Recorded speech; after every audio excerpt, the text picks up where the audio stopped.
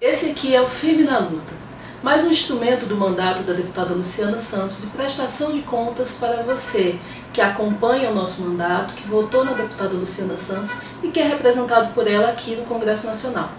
Essa semana a gente teve um debate importantíssimo aqui na Câmara, que foi a MP 665. Deputada, conta um pouco para a gente como é que foi esse processo até chegar no plenário e como é que foi a votação ontem. Na verdade, desde que a presidenta Dilma anunciou as medidas de ajuste fiscal, que o nosso partido tem uma posição muito clara. Nós entendemos que o ajuste é necessário, porque afinal, desde a crise econômica, do estouro da bolha da especulação imobiliária nos Estados Unidos, no berço do capitalismo, que o mundo todo entrou em crise, e que os trabalhadores é quem paga a principal conta dessa crise no mundo todo. Na Europa, nos Estados Unidos, demissão em massa, quebradeira de empresas.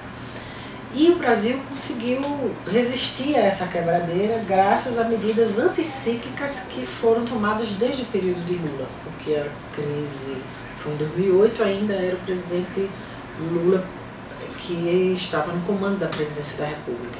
Então ele tomou medidas desde estimular o consumo, que é consequência da política de ajuste salário mínimo, que é consequência das políticas de expansão do crescimento econômico, porque nesse período do ciclo político que se iniciou com o Lula no Brasil, nós tivemos um acréscimo de 20 milhões de empregos.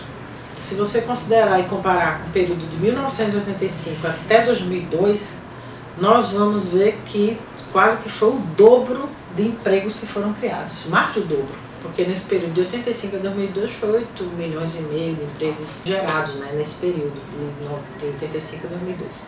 E, portanto, nós temos muita tranquilidade de fazer esse debate, entendendo que são medidas que diz respeito a um momento específico da luta política do nosso país e de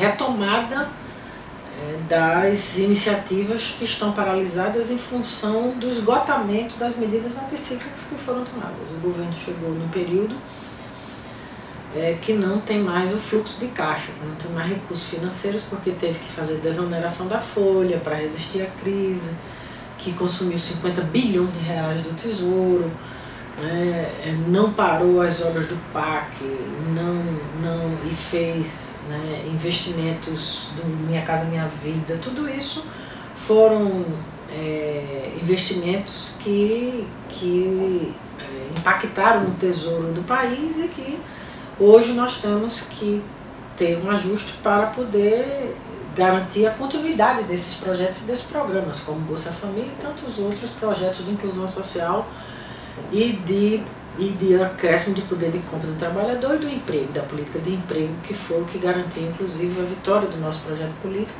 foram essas ações que incluíram o povo brasileiro.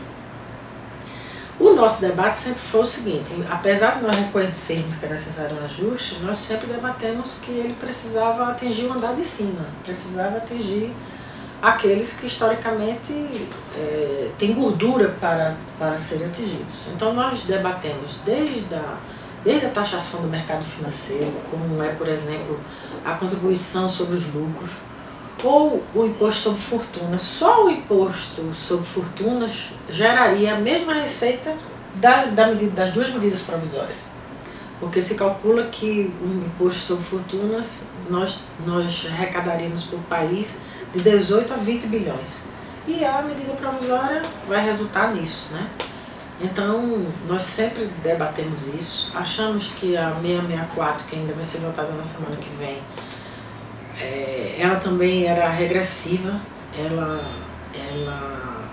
não dava na Previdência, mexia na pensão integral, reduzia 50%. Nós não aceitamos isso, negociamos com o governo, dissemos isso e conseguimos com o relator Carlos Aratini, deputado federal do PT de São Paulo, que fosse recuperado. Então, esse é o grande marco dessa negociação, é que nós conseguimos que na medida provisória 664, o valor da pensão será integral, como é hoje.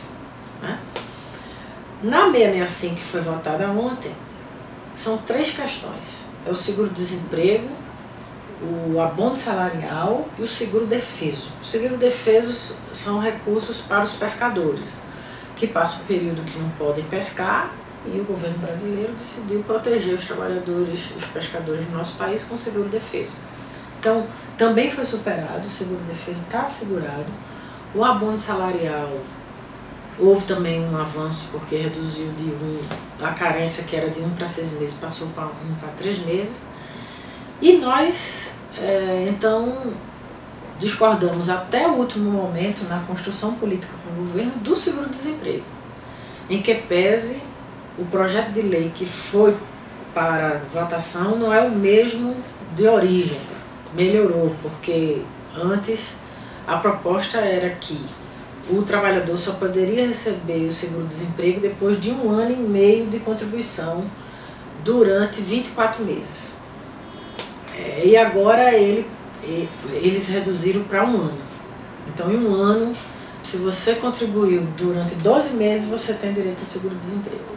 E as regras atuais garantem que em 6 meses, qualquer que seja o tempo que você trabalhar, se você trabalhar 2 meses esse ano, mais 2 meses, em qualquer período, completou 6 meses, você tem o direito ao seguro-desemprego. Então, nós lutamos até a última hora, chegamos inclusive a encaminhar um destaque para poder garantir a retomada das regras atuais, que é de 6 meses. Por que isso? Porque nós achamos que tem muitas controvérsias sobre esse debate. Há quem diga, por exemplo, aliás, os dados são irrefutáveis, dizem que essas regras atuais estimulam a rotatividade, é mais vantajoso a pessoa pedir o seguro-desemprego do que continuar no emprego. Ele acaba ganhando mais dependendo do salário que ele recebe. Há muita controvérsia sobre essa regra atual, mas o fato é que qualquer que seja a mudança teria que ser feita em outras circunstâncias, no momento de crescimento, não no momento de recessão, que o Brasil está no momento de recessão, assim como o mundo todo, né? Então, medidas que mexam nisso, na nossa opinião, não é o caminho mais correto de tratar o ajuste fiscal. Mas acontece que nós chegamos diante do impasse que tem um outro caráter político, né, que tomou um caráter político muito mais abrangente.